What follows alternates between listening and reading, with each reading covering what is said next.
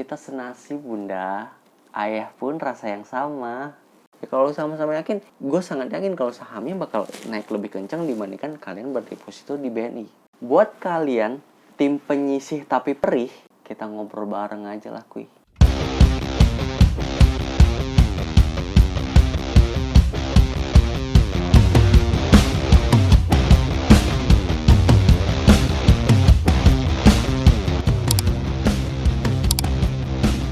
Hai semuanya, balik lagi di channel Since Wealth Paradise.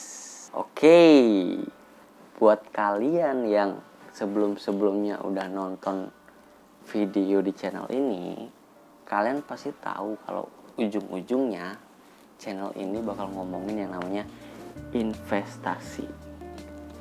Tapi sabar dulu. Sebelum terlalu jauh, gue mau kasih disclaimer. Sebenarnya channel ini dibuat, konten ini dibuat untuk dua tipe orang. Yang pertama, tipe orang yang masih kebanyakan duit padahal lagi pandemi. Sampai bingung mau gimana ngabisin duitnya karena nggak bisa jajan sembarangan keluar. Udah beli sepeda Brompton, udah banyak lah dibelanjain, tapi duitnya masih ada. Nah, habis dengerin channel ini, ya terserah. Investasiin aja gitu kan, ya nggak sih? Yang kedua, untuk orang yang di masa pandemi ini depresi, penghasilan pas-pasan, biaya banyak, dan sebenarnya tipikal orang ini sedang bertumbuh, sedang meniti karir, bertumbuh, tapi ya mau gimana lagi, di masa pandemi ini ya kita cuman bisa belajar, ya nggak sih? Dengerin aja lah dulu, liatin aja dulu, nanti baru kita lakuin di tahun mendatang, di 2021 mungkin. Biasanya nih, kenapa gue disclaimer di awal, orang-orang kalau udah ngomongin investasi pasti bilangnya, bacot lah investasi, orang buat hidup aja susah, boro-boro nyisin buat investasi. Tabungan 2019 kemarin aja udah kepake, gara-gara 2020 ini udah ada yang potong gaji lah, ada yang di PHK lah karena corona. Ya nggak sih? Gue setuju banget dah sama celotehan kalian. Kita senasib bunda, ayah pun rasa yang sama. That's why gue baru buat seluruh rangkaian YouTube ini di masa pandemi. Karena kenapa? Ya karena gue sendiri juga emang masih belajar, masih bertumbuh, ketiban sama corona. Sedih deh pokoknya. Kalian lihat deh omongan gue tadi. Gue bold pada kata nyisihin dan pada kata tabungan. Gue setuju banget kalau ngomongin investasi itu ribet, lebay lah pokoknya. Tapi yang gue tahu, siapapun di dunia ini, siapapun orangnya, kalau udah punya yang namanya penghasilan, selalu ada niat buat nyisihin gaji, selalu ada niat buat nyisihin untuk tujuan tertentu, entah buat beli mobil, gadget, traveling, rumah, biaya ulang tahun istri mungkin atau keluarga, sekolah anak, atau mungkin dana darurat seperti sakit, genteng bocor, ban bocor, mobil meledak, dan lain-lain lah pokoknya. Intinya, walaupun seseorang itu sulit banget berbicara investasi, dibilang gak cakap lah untuk melakukan investasi, tapi setiap orang itu mampu, punya niat untuk menyisihkan gajinya, menyisihkan pendapatannya, menyisihkan penghasilannya. Ya nggak? Bener nggak kata gue? Semua tuh pengen nyisihin. Nah, buat kalian tim penyisih tapi perih, ya udah, sini kita ngobrol bareng aja lah kuy. Simpelnya sih investasi itu menyisihkan waktu, uang, atau tenaga saat ini demi manfaat atau keuntungan di masa mendatang. Contohnya, misalnya kalian meluangkan waktu untuk belajar 1 jam aja sehari. Apapun itu, kalau itu dilakukan secara konsisten dan menjadi akumulasi, maka kalian jadi tahu banyak hal. Yang kedua, contoh, kalian nge-gym nih. 1 jam aja sehari. Kalau itu dilakukan secara konsisten dan akan menjadi akumulasi, maka kedepannya kalian akan jadi sehat dan panjang umur. Yang ketiga nih, yang berhubungan dengan keuangan. Kalau kalian menyisihkan uang dan itu dilakukan secara konsisten, sebulan berapapun yang kalian mampu, dan ketika itu menjadi akumulasi, maka ya tahun depan ada pandemik lagi kayak gini, ya kalian nggak langsung sekarat. Minimal 6 bulan pandemi udah berjalan, baru berasa sakitnya. Jadi nggak sakit-sakit amat lah bisa dibilang. Kalau kalian udah melakukan poin menyisihkan tetapi belum memenuhi syarat mendapat keuntungan di masa mendatang, maka ya itu belum bisa dibilang investasi. Karena pada dasarnya di sistem keuangan saat ini, baik itu sistem keuangan negara, sistem keuangan dunia, uang yang kalian sisihkan itu layak dan pantas mendapat apresiasi. Maka seharusnya kalau kalian sudah menyisihkan, ya udah sepantasnya dapat keuntungan di masa mendatang.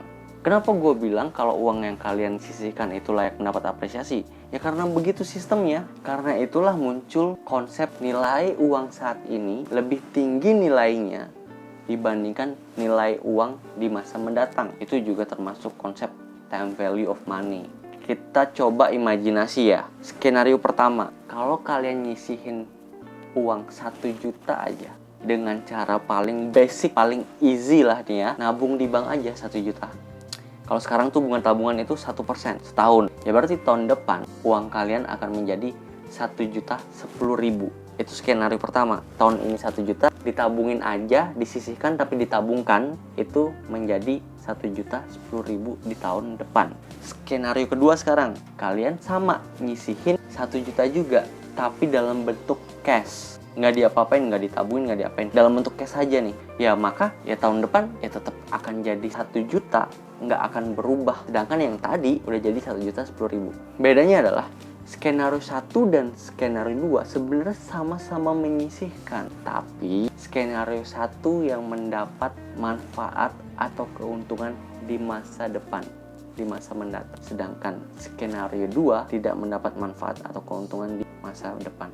Terus kenapa? Kenapa dibilang nilai uang saat ini lebih tinggi dibandingkan nilai uang yang di masa mendatang? Karena kalau kalian punya uangnya 1 juta saat ini, kalian ada kesempatan, ada opportunity untuk dapat 10.000 dengan tabungin tuh duit yang 1 juta tadi, tabungin tahun depan jadi 10.000. Jadi ada kesempatan. Tapi kalau kalian dapat 1 jutanya baru di tahun depan, ya belum tahu, nggak ada yang tahu apakah ada kesempatan lagi atau nggak ada yang tahu. Tapi kalau duitnya 1 juta saat ini, ya kalian akan dapat kesempatan.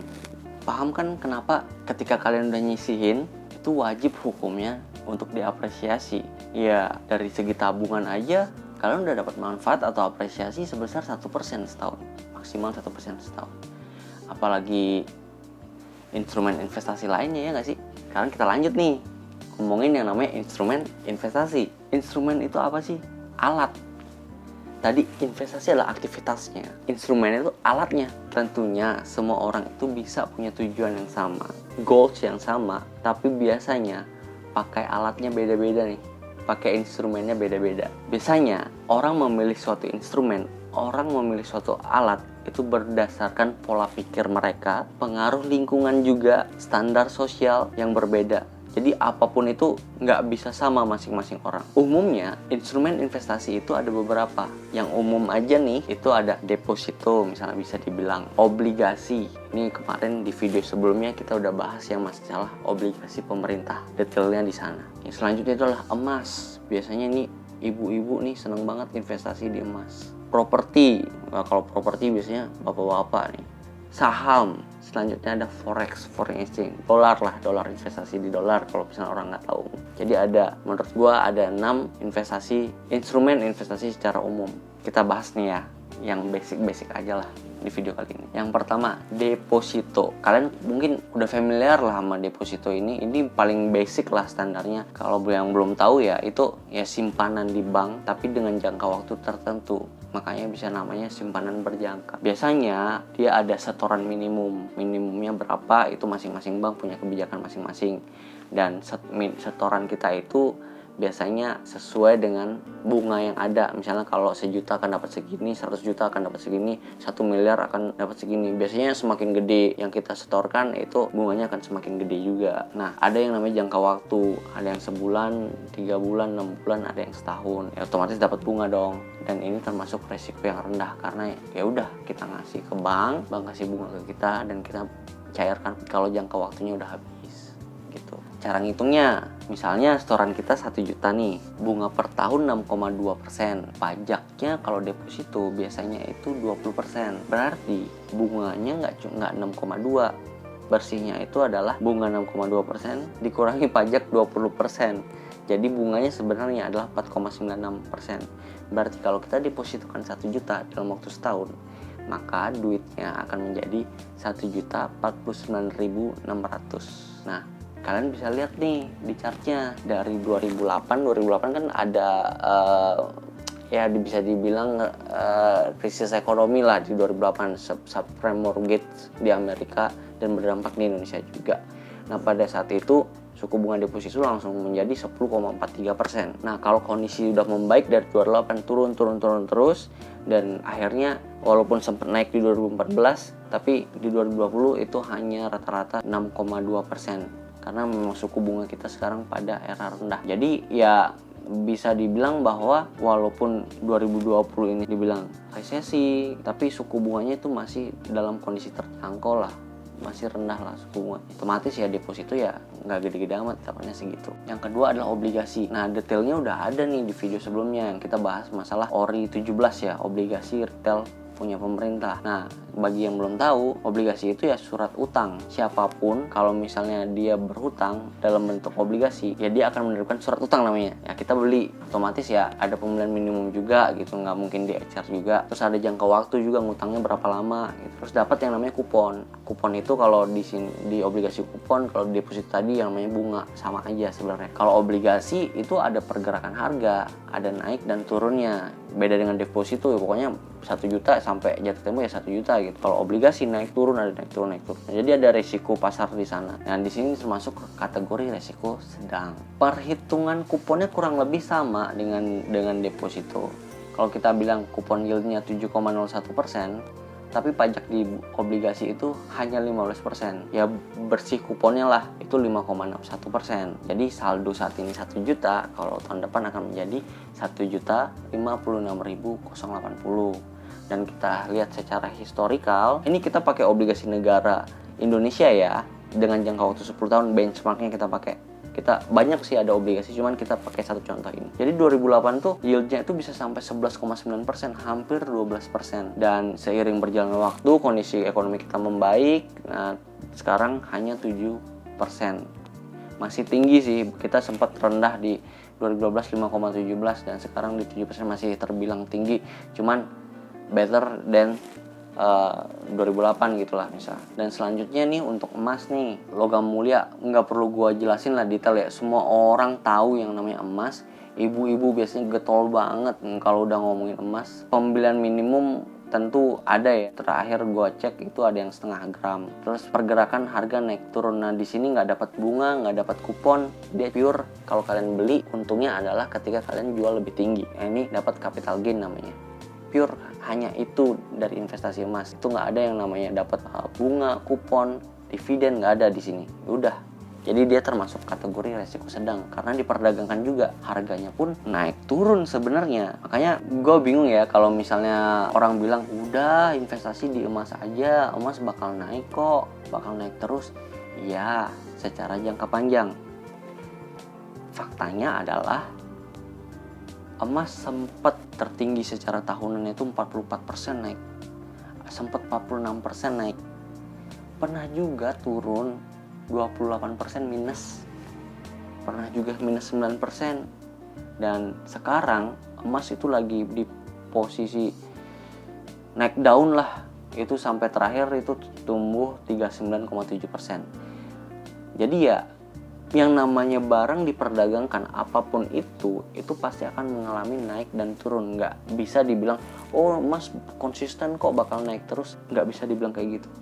Buktinya nih 2011 itu emas mencapai 1.720 US dollar per ounce, dan itu turun terus sampai akhirnya pada Juni 2020 kemarin itu baru di 1968 USD per ounce. Gue bisa bilang bahwa dari 1720 turunnya itu sekitar 7 tahun kurang lebih itu berada di bawah dan baru naik di 2020. Berarti kan yang beli di 2012 ya sempat rugi lah bisa dibilang.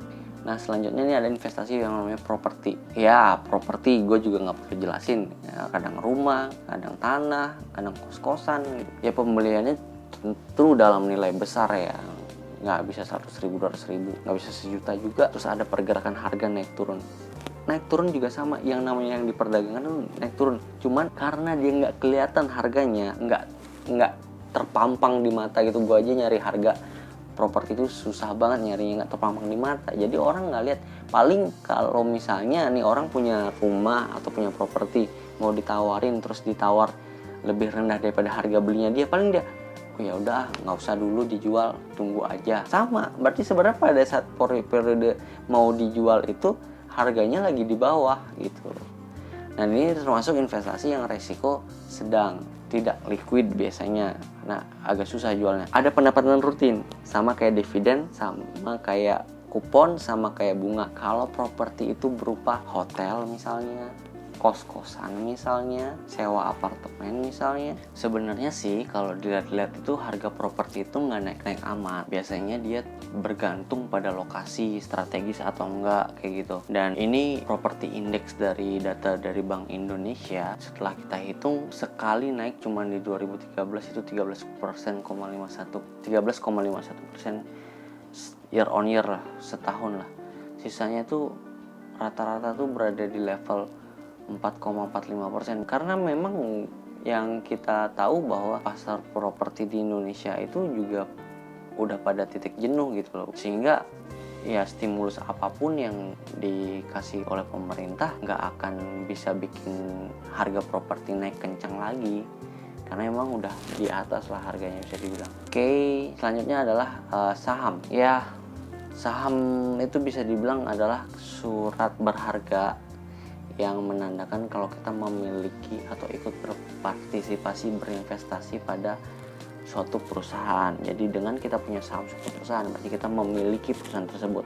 Kita turut andil dalam menentukan arah kebijakan perusahaan tersebut lah. Biasanya ya saham tuh bisa beli eceran, kadang ada yang 100.000, 200.000 gitu, tergantung harga sahamnya sih. Terus pergerakan harga juga itu dipengaruhi naik turunnya. Saham termasuk investasi yang risiko tinggi karena memang naik turunnya itu ya fluktuatif lah bisa dibilang, dibandingkan deposito, obligasi, tanah, dan emas. Mungkin dia termasuk risiko yang lumayan tinggi. Dan liquid itu artinya ya ketika diperdagangkan nggak kayak tanah, itu agak susah banget tuh diperjualbelikan. Kalau saham itu lebih gampang diperjualbelikan. Terus dapat dividen. Nah jadi yang memiliki keunggulan rutin gitu misalnya itu biasanya deposito kan, tadi ada bunga per bulan, kupon obligasi itu per periode pembayaran itu dapat lah kupon. Tanah juga ada recurring income atau pendapatan rutin lah kalau misalnya dia dalam bentuk kos-kosan. Saham juga dapat dalam bentuk dividen kalau perusahaan itu mengalami keuntungan. Nah tadi kan cuman saham tuh yang nggak ada pendapatan lain-lain, cuman dari kenaikan harga aja. Nah kalau kita lihat saham karena resikonya paling tinggi, dia sempat loh dalam setahun itu naik 98%, 98,29%. Ini benchmark ya ISG ya, indeks harga saham gabungan di Indonesia. 98% sempat naik, sempat juga turun 52%. Jadi dia ya yang namanya berisiko tinggi, kadang naik, kadang turun, kadang naik, kadang turun secara tahunan. Dan sampai sekarang itu dia udah sempat minus 29,83% di bulan Maret kalau nggak salah. Terus sekarang minus 19,83% di bulan September terakhir ya. Jadi secara tahunan September 2019 ke September 2020 itu saham udah mengalami penurunan sebesar 19,83% secara tahunan. Dan kalau kita tarik garis rata-rata itu ya setahun 10,92%. Nah di sini kita lihat bahwa baru saham nih yang di kondisi pandemi ini kelihatan minusnya. Yang lain pada naik semua. Deposito udah pasti tetap dapat cuan lah. Obligasi naik, emas naik kencang banget, malah emas. Properti juga tadi masih kelihatan naik. Saham doang nih yang instrumennya yang masih mengalami penurunan di kondisi pandemi ini di 2020 ini lah. Dan sekarang indeksnya di 4.945 berdasarkan data gue terakhir ya. Selanjutnya next, forex, foreign exchange. Ya, kita ngomonginnya di sini dolar aja lah, dolar Amerika ya, USD per IDR. Nah, bisa pembelian eceran juga kalau misalnya kalian ikut aplikasi-aplikasi itu. Terus pergerakannya harga naik turun. Nah, ini bedanya dia sama kayak emas. Dia nggak ada penghasilan rutin lah, hanya beli di harga A terus jual di harga B, ada kenaikan harga, yaitu keuntungannya lah. Risikonya termasuk tinggi karena kenapa? Fluktuasinya juga tajam sama kayak saham, bahkan mungkin bisa lebih, dan dia tidak ada pendapatan rutin tadi gitu. Nah, kita lihat bahwa sempat naik 32% di 2008, terus turun lagi di 2010 minus 21,33%. Sempat naik lagi 25% dan minus lagi 10,91% di 2017. Nah, sekarang posisinya sempat naik ke 14,54% dan sekarang posisinya 4,03%. Jadi ya sama, naik turun juga, dan kondisinya sekarang 1 dolar itu adalah 14.845 rupiah. Dan ini udah jauh naik lah bisa dibilang. Dan kondisi pandemi ini masih naik 4,03% ya. Bagus. Berarti di sini kita lihat bahwa dari 6 instrumen itu yang saat ini mengalami penurunan bisa dibilang hanya instrumen saham. Yang lainnya tuh masih tumbuh. Kita coba compare ya. Jadi gini, setelah kita ngebahas tadi, kita udah nyisihin, terus kita mau cari yang mana nih kondisi pandemi? Kita mau ikutin yang mana nih? Kita mau pakai alat yang mana nih biar nyampe tujuan? Nah, balik lagi nanti ke kalian. Kalian yang nentuin. Kalian maunya di mana gitu. Mau alat yang mana dipakai? Itu kalian yang nentuin. Tapi di sini gue coba compare lah. Kalau kita bandingin dari 2007 sampai sekarang di September 2020, itu yang paling tinggi adalah, juaranya adalah emas. Emas naik terus kencang banget, 123,29%. Walaupun dia nggak ada pendapatan rutin, tapi harganya naik terus. Tapi sempat berada di harga bawah nih selama 7 tahun kurang lebih. Baru-baru naik aja di 2019. Terus yang selanjutnya adalah obligasi. Obligasi kalau diakumulasi itu returnnya 102,2%. Terus selanjutnya deposito, kalau kalian diemin deposito dari 2007 itu sampai sekarang duit kalian udah 98,94% bisa dibilang. Dengan akumulasi ya, dapat bunga di deposito lagi, diemin aja lah pokoknya sama bunga-bunganya. Selanjutnya adalah baru saham nih. Saham 80,12%. Bahkan properti di posisi terakhir. Properti dulu 70,27%, terus baru dolar ya, USD per IDR itu hanya 58,05%. Kalau secara tahunan kita lihat ya. Dari September 2019 sampai September 2020 kita lihat. Ternyata juaranya adalah tetap emas. Emas dapat return 26,36% dari September 2019 sampai September 2020. Selanjutnya adalah obligasi ya. Obligasi tetap 7,01%. Deposito 6,2%. Terus baru dolar nih. Dolar masih 4,58% lah dapat setahun. Properti hanya tumbuh 1,19%. Bisa dibilang. Nah, yang paling di bawah dan justru turun secara tahunan adalah saham.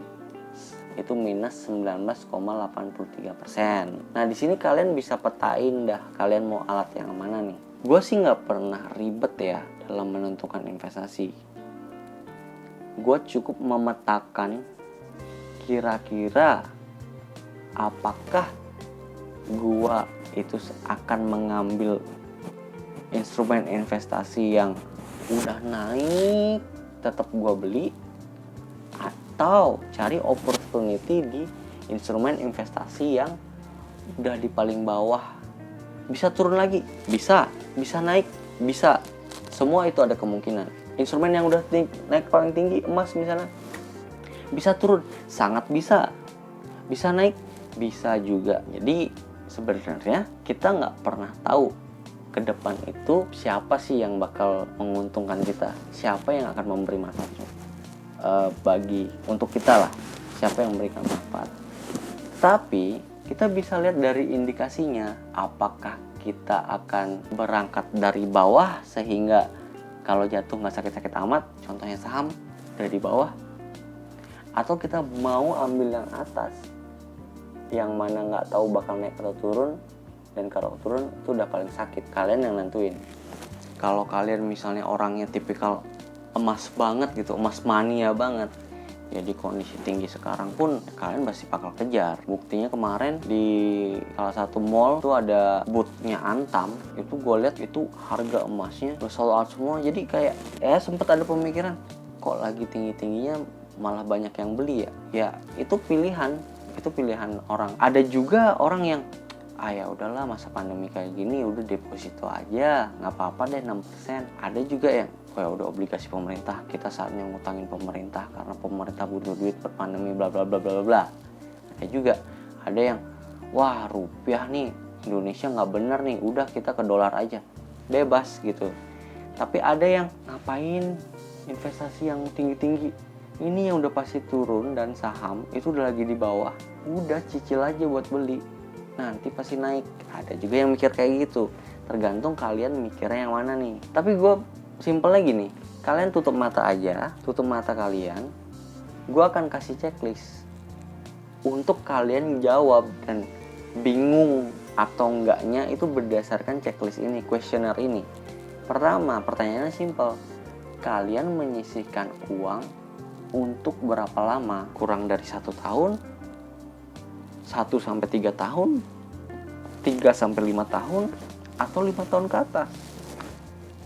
Kalau kalian nyisihin uang untuk kurang dari 1 tahun, ya udah tutup mata, simple, deposito udah yang paling pertama jawabannya. Tapi kalau kalian 1-3, 3-5, bolehlah dicoba obligasi emas, mungkin bisa jadi gitu.